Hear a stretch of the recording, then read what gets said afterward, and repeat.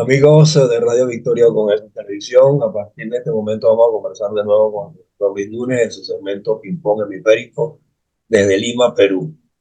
Bueno, se lo comentaba antes de hacer la presentación, Lima escogida pues como sede de uno de los juegos del Mundial de Fútbol.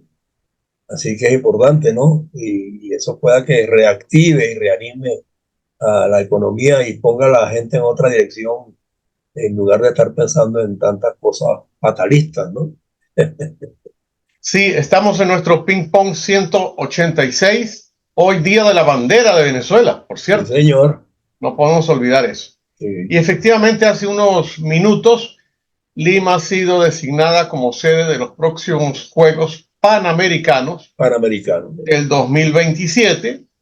Recordemos que Lima fue sede de los Panamericanos del 2019 Sí. en un despliegue eh, logístico muy importante. De hecho, los venezolanos tenemos que agradecerle a los Juegos Panamericanos del 2019 que tengamos un complejo de béisbol de los más modernos que tiene América Latina. Aquí no había un campo de béisbol de esas dimensiones a nivel olímpico prácticamente, y lo tenemos en un distrito muy populoso que se llama Villa El Salvador, donde centenares de niños venezolanos juegan béisbol todos los fines de semana y hay equipos consolidados a partir de lo que pasó en el 2019. Y ahora el reto de mejorar todavía esos juegos en el 2027. Y nuevas instalaciones y nuevas inversiones, ¿no? Sí, aunque prácticamente el mantenimiento que dejó el equipo organizador la última vez con un nombre muy interesante que se llamó El Legado. O sea, ¿qué pasó aquí? Es bueno que la gente sepa que las cosas se pueden hacer bien. El gobierno de ese momento nombró a un señor muy preparado, el señor Carlos Neuhaus, para ser el presidente del comité organizador. Y es bueno entender esta situación porque se nombra presidente a Carlos Neuhaus, y esto es ejemplo para otros países, incluyendo el nuestro. Y a los 2 meses, el señor Neuhaus dio una rueda de prensa donde dice lo siguiente: si yo sigo la burocracia y las tentaciones de la corrupción que me están poniendo estos juegos, no los vamos a poder hacer. Porque además los juegos tenían fecha de realización, se iban a hacer Pues, en julio del 2019 hasta agosto del 2019. Y recordemos que cada vez que hay un juego panamericano, hay un juego para panamericano, para la gente que sí. tiene habilidades especiales. Entonces él dio esa rueda de prensa y dijo: con este sistema nosotros no vamos a poder hacer los juegos y va a haber el cáncer de la corrupción. Así que yo le propongo al gobierno que hagamos como se ha hecho en otros países, una licitación estado a estado, Ok. donde nosotros podamos contratar la gente necesaria, experta, para que se puedan efectuar esos juegos. Y efectivamente se contrató a un equipo de profesionales de Inglaterra, del Reino Unido, que montaron todo el aparato anticorrupción y de funcionamiento, como llamamos una hoja de ruta, un mapa para seguir. Exacto. Okay. Y todo lo demás, bueno, se hizo en el país, las instalaciones, los campos remodelados, las expropiaciones. De hecho, hay un detalle muy interesante: la Villa Panamericana, donde se alojan los deportistas, unas torres inmensas, también en ese distrito de Villa El Salvador, se utilizaron para hospital de la pandemia. Imagínense. Cuando vino la pandemia en el 2020-21, se utilizaron las villas panamericanas. Así que seguramente se volverán a utilizar porque esas villas ya están libres nuevamente. Solo hay un edificio que no se va a poder utilizar porque se regalaron apartamentos a los deportistas peruanos que ganaron medalla de oro en esa oportunidad. Ya. Recordemos que después de los Juegos Panamericanos de Lima 19, se escogió como sede a Santiago de Chile y no se pudo efectuar por el asunto de la pandemia. Y Sí. ahora hablamos del 2027. El primer ministro peruano, juramentado hace 5 días, viajó para estar presente en el evento que se acaba de finalizar en la ciudad de Miami, igual que el alcalde de Lima Metropolitana. Ya para ese momento el alcalde de Lima no será alcalde porque las elecciones son el 2026, tenemos elecciones nacionales en abril y elecciones regionales en octubre, pero bueno, se hizo un gran esfuerzo y Lima se presenta. Pero antes de hablar del Perú, que hoy no tenía demasiadas noticias que hablar del Perú, a no ser esta que estamos dando ahora, vamos a empezar por Argentina.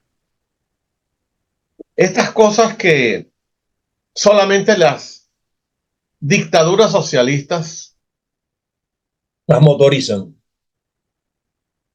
que es descomponerlo todo. Ahora se metieron con la transportación aérea entre Argentina y Venezuela. Se me congeló la imagen, pero yo me sucede. imagino que me estoy Voy a, el, el presidente Milei ha dado un recorte al Instituto de Investigaciones y Tecnología de Argentina. Y eso causó un revuelo entre la comunidad científica, que no es una comunidad muy grande, y le preguntaron al vocero del presidente el otro día en una rueda de prensa, ¿por qué ese recorte? Y él dijo, hasta a mí me da vergüenza tener que decir por qué tuvimos que recortar el presupuesto del Instituto Argentino de Investigaciones y Tecnología. Y sacó un papelito y mostró un ejemplo, un ejemplo. Tuvimos que recortar un estudio que se estaba haciendo sobre la sexualidad de Batman. Qué barbaridad. O sea, un país al borde de una crisis con más de 60% de pobres estaba haciendo un estudio con miles de soles, digo, de dólares en pesos argentinos sobre la sexualidad de Batman. Y él dice que estudios como ese hay un montón. Por supuesto, les metieron tijera. Claro. Pero sin salirnos de Argentina, la crisis que acaba de generarse ahorita, desde el punto de vista de la navegación aérea, porque el señor Sí, Maduro, el caso venezolano. ajá, El caso venezolano de ese es Boeing patético, patético. 747, patético, un avión donde se encontró droga y dinero en efectivo, y que bueno, fue desmantelado por el gobierno norteamericano. Y ahora Maduro, el guapo del barrio, como se dice,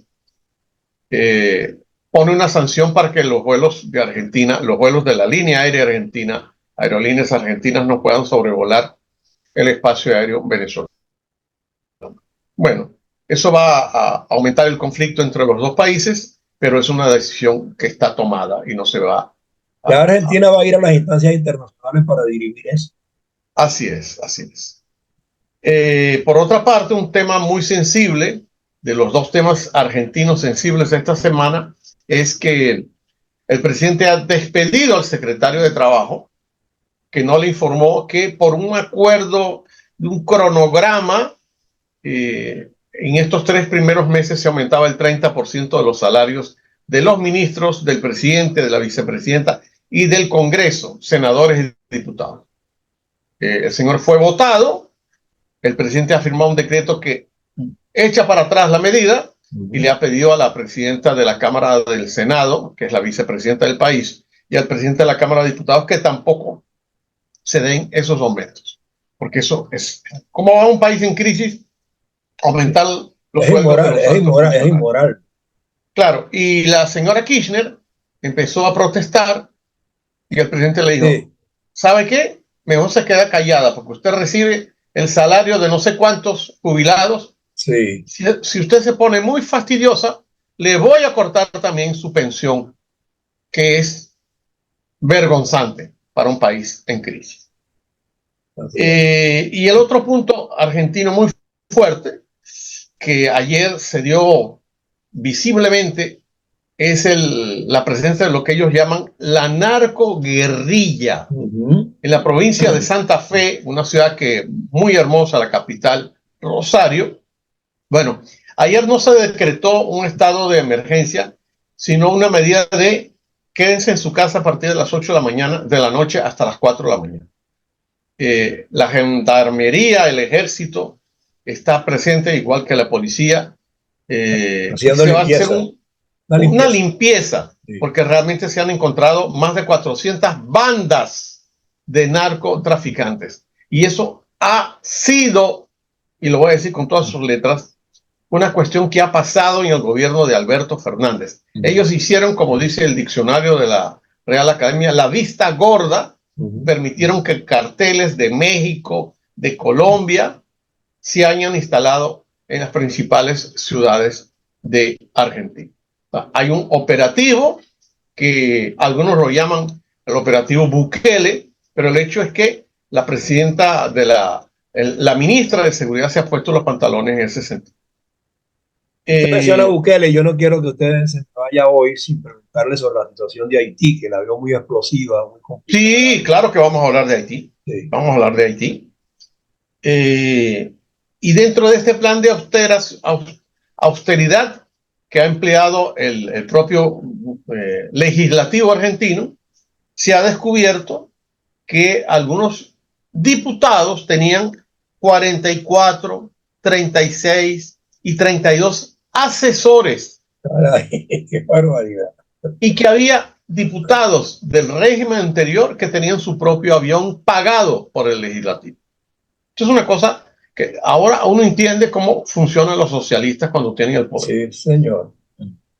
Y de alguna manera se descubrió también que una empresa que construía barcos, ¿se acuerdan que hay 2 barcos venezolanos supuestamente en construcción, pedidos por el gobierno del presidente Chávez todavía, Sí. que ya murió hace tantos años? Bueno, ahora se descubrió que la empresa constructora de barcos, en vez de construir barcos, fabricaba estatuas de bronce de Néstor Kirchner. No fabricaba barcos, fabricaba estatuas de bronce de Néstor Kirchner. Que veamos la locura de este mundo socialista. Ya hablé de Rosario y ya hablé del narcoterrorismo, así que vamos a hablar ahora del caso haitiano que usted ha nombrado. Sí. Yo hace años di una opinión que a mucha gente no le gustó, pero era mi opinión y yo sigo con esa opinión. A mí me parece que Haití es un país inviable. Y lo digo lamentablemente por los haitianos. A mí me parece que Haití es un país inviable. Y el hecho de que en este momento que yo estoy hablando con usted, el presidente haya sido asesinado hace meses, el líder que lo sustituyó tuvo que huir Sí. y ahora está en Puerto Rico. Y el jefe de la banda criminal, un ex policía, que prácticamente ahorita está gobernando Haití, es un señor que ha impulsado el canibalismo. Sí, a esos niveles tribal completamente. A esos niveles estamos en Haití. Sí. Alguna vez trabajé en un proyecto que incluía Haití y le dije a un funcionario del gobierno americano, porque si hay un país que ha gastado dinero, porque yo no puedo llamarlo invertir, gastado dinero en Haití, son los Estados Unidos. Sí. Y yo busqué cifras, porque eso está en el Departamento de Estado, de cuánto ha gastado Estados Unidos en Haití. Miren, con toda la plata, Estados Unidos hubiera podido comprar Haití, comprarla. Pero bueno, es un país que existe, está ahí al lado de República Dominicana, una frontera muy, muy complicada. Es un país de una cultura muy hermosa, los cuadros de los pintores haitianos son bellísimos, pero es un país en destrucción permanente. Sí. Terremotos, catástrofes, y ahora esta guerrilla canibalista que está al mando. Lamento mucho lo que está sucediendo. Y América Latina, lamentablemente, mira Haití desentendida. Una mancha en el mapa latinoamericano. Ojalá en los próximos días o meses conozcamos qué va a pasar con ese querido país, a pesar que yo sigo pensando que es un país inviable. La corrupción comanda ese país. En Honduras detuvieron al expresidente Orlando Hernández por vinculaciones con el narcotráfico. Se le han comprobado hasta 3 y 4 delitos de dinero sucio. Y en Chile el presidente Boric ha llegado a la mitad de su periodo con un rechazo enorme por parte de la población, con un proyecto de constitución discutido 2 veces y rechazado, y el presidente, a raíz de la visita del impresentable Pedro Sánchez, presidente de España, por fin, ante los periodistas donde estuvo escondido mucho tiempo, Boric tuvo que hablar sobre el caso venezolano.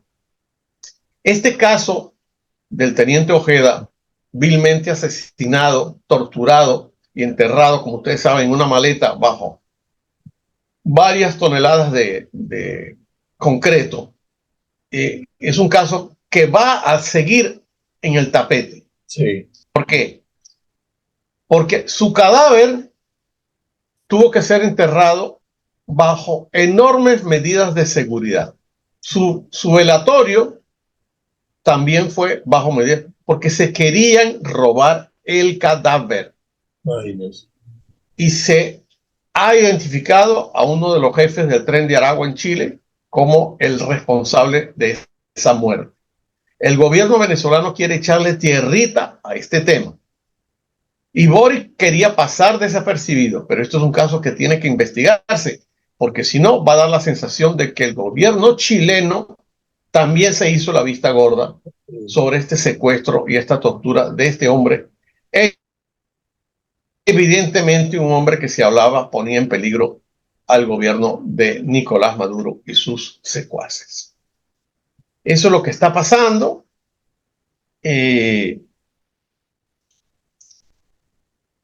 Voy a hablar brevemente sobre el caso peruano, porque no hay noticias muchas desde el jueves pasado hasta ahora.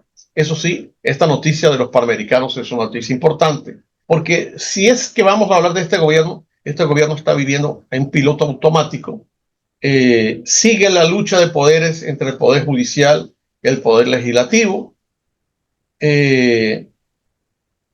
Con el cambio que se va a dar en el 2026 de tener un solo poder como era la Cámara de Diputados, a tener de nuevo un sistema bicameral, votación que se dio la semana pasada, bueno, ha explotado la campaña electoral.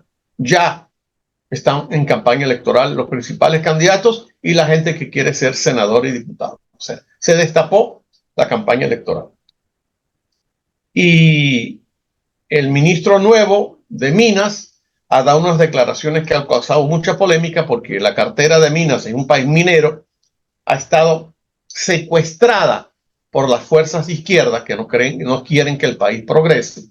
Resulta que el nuevo ministro ha dicho: vamos a ejecutar una cartera minera completa, respetando el medio ambiente, pero no la vamos a tener dentro de un cajón, porque este es un país minero. Y se pueden hacer estándares internacionales de respeto al medio ambiente teniendo minas como tenemos. Exacto. Yo siempre pongo el ejemplo. Es como si Argentina no dijera que no va a producir vinos. Sí. O Chile.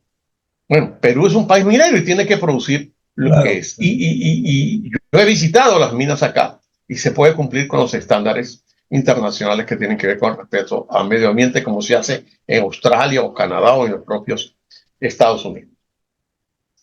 Y, por supuesto, tenemos que hablar y cerrar con Venezuela. Como ustedes saben, hay un cronograma electoral extrañísimo, con trampa, que dice que la campaña electoral va a empezar a la medianoche entre el 4 y 5 de julio.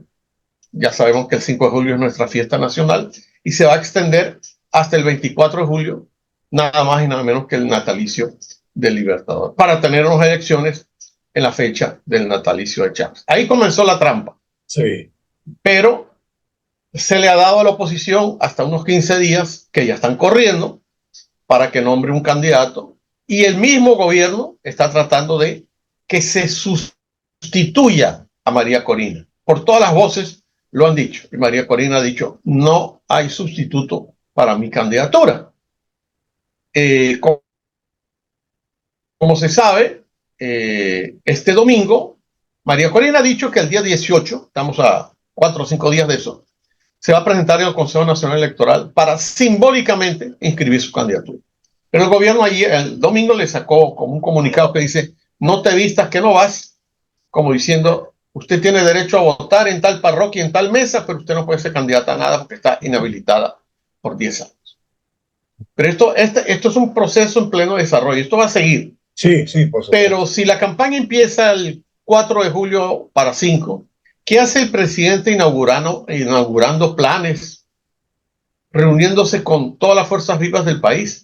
Porque el presidente está en campaña. Sí, está en campaña. La oposición no puede estar en campaña, pero el presidente está en campaña. Y el caso de Rocío San Miguel, que por poco está como guardado, bueno, siguiendo la táctica de la dilación que hemos visto en tantos procesos, por tercera vez se suspende la presentación de Rocío en los tribunales. Por lo tanto, ella no puede comunicarse con sus abogados, que supuestamente los iba a ver en los tribunales. Este mismo libreto ha pasado con varios de los dirigentes y activistas políticos de la oposición venezolana. Tarazona, el colega Tarazona es un caso. Por ejemplo, su colega Tarazona. Así que es el mismo libreto. Y otra cosa que no podemos dejar de mencionar para poder cerrar nuestro ping-pong es que, al igual que en otros procesos electorales, el incremento y el miedo ha llevado a que este gobierno haga represión total de cualquier opositor. De nuevo está el señor fiscal de la Nación explicando que hay una serie de elementos que están siendo detenidos porque son conspiradores contra el régimen, contra la moral, contra o sea, una serie de medidas. Y curiosamente todos vinculados con los grupos que apoyan a María Corina Machado. Y eso va a seguir así. Sí. Y María Corina sigue recorriendo el país, pero con estos problemas. Y respecto al tema de la inscripción y los consulados para que la gente vote, solamente voy a poner como muestra un botón: el caso del Perú. La mayoría de los venezolanos que viven acá no cuentan con los requisitos necesarios para poder inscribirse en el consulado. Como ustedes saben, aquí tenemos más de 1 millón de compatriotas, muchos de ellos indocumentados, por lo tanto no van a poder participar en el proceso electoral. Eche la ley, echa la trampa. Ya la ley echa la trampa, sí, señor. Pero eso es lo que hay. Esto es lo que hay en nuestro, como dije yo, nuestro ping-pong 186. Sí, y bueno, y seguimos pendientes de cualquier cosa, pues nos comunicamos. Seguiremos pendientes de lo que pasa en Haití, lo que está pasando en la ciudad de Rosario y, por supuesto, sí, porque estamos llegando lo que está pasando en Venezuela. No podemos bajar la guardia. No podemos y tenemos que... No podemos bajar la guardia. Estar casi en el día a día en cualquier momento. O sea, así es. Se repiten los hechos de manera tan... parece un libreto. Sí, sistemática. Bueno, y siguiendo ese libreto, no sé si ustedes se habrán reído ayer con eso de que Diosdado Cabello ha dicho que han consultado casi a 5 millones de militantes del Partido Socialista venezolano que van a elegir a Maduro como candidato. Y Maduro anoche en una rueda de prensa dice: bueno, yo veré si acepto o no acepto. Qué barbaridad. O sea que Radio Rochela se pasó para Miraflores. No, y lo que les faltó decir fue que consultaron a los migrantes también y están con ellos. Así mismo es. Así que nos veremos este jueves, a menos que mañana suceda algo y tengamos que conectarnos. Seguro que sí. Gracias, profesor Núñez. Hasta luego. Ping-pong hemisférico a través de Radio Victoria. Gracias por su tiempo.